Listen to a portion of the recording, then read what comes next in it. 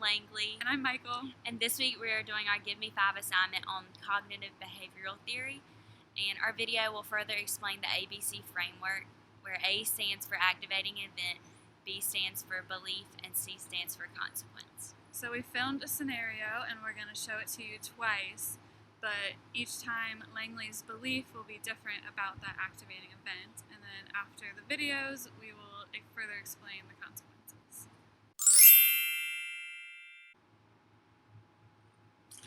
Hey girl! Hey, how are you? What's up? What'd you do this weekend? I just went to dinner with some friends and then I went home and studied. Not too exciting.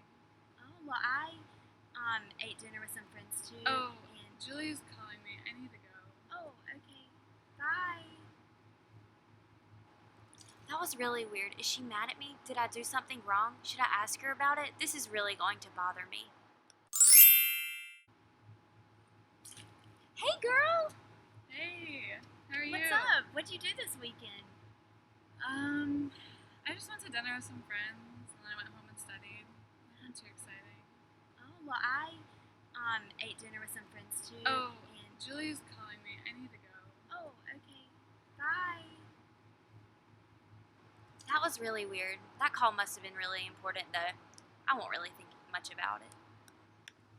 So hopefully you guys could see the difference in the way that Langley interpreted my behaviors of walking off, taking a phone call with another friend. In the first video, she believed my behaviors to be negative, so the consequence of those negative thoughts would be her anxiety, worrying about that specific event all day. In the second video, she believed my behavior wasn't necessarily negative towards her personally. She kind of thought that I had a lot on my plate, or, like the phone call was really important, so it wasn't going to affect her overall day.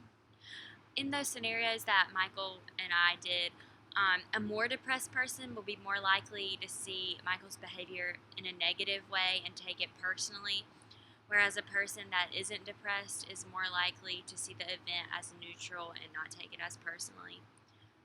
There is a second part to the framework, and that's parts D, E, and F, and that comes during and after someone has had therapy. D stands for the disputing intervention, so the therapy. E stands for effect, and F stands for the new feeling that they'll have after therapy.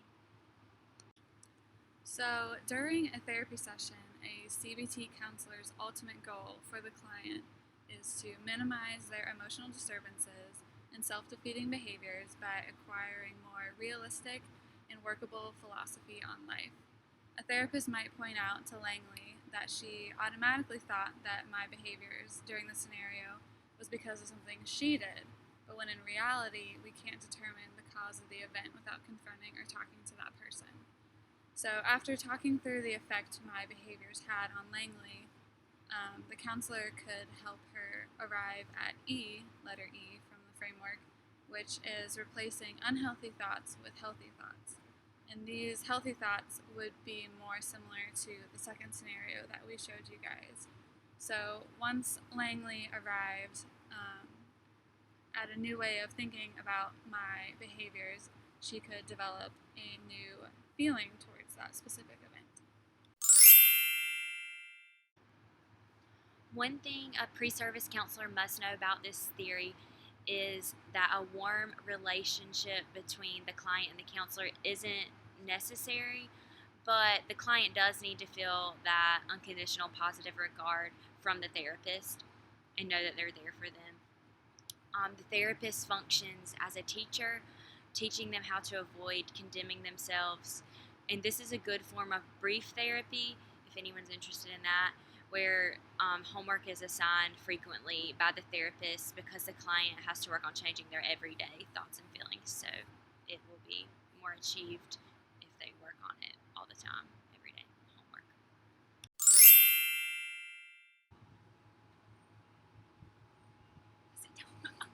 Start over.